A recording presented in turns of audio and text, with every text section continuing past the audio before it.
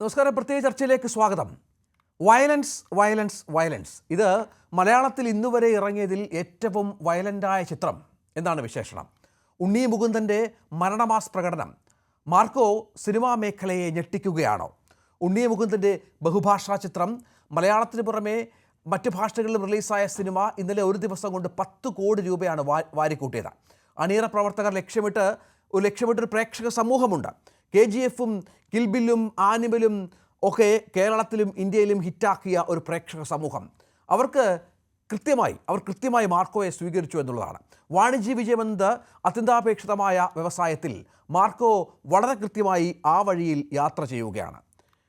2024 200-ൽ പരം സിനിമകൾ ഇറങ്ങിയതിൽ 22 എണ്ണങ്ങൾ മാത്രം നിർമ്മാതാവിന് ലാഭമുണ്ടായി കൊടുത്തു എന്നാണ് ഈ വർഷാവസാനം വരുന്ന കണക്ക്. ബാക്കിയുള്ളവയെല്ലാം തകർന്നരിപ്പണമാവുകയും ചെയ്ത വ്യവസായത്തിന് ഇത്തരം പുത്തൻ പരീക്ഷണങ്ങൾ ആവശ്യമല്ലേ? വിമർശനങ്ങൾ അതിജീവിച്ച് കുതിച്ചുകയറുന്ന മാർക്കോ മലയാള സിനിമയ്ക്ക് പുതിയ മേഖലകൾ തുറക്കുന്നു. ഈ വിഷയമാണ് ഈ ഒരു മണിക്കൂർ ചർച്ച ചെയ്യുന്നത്.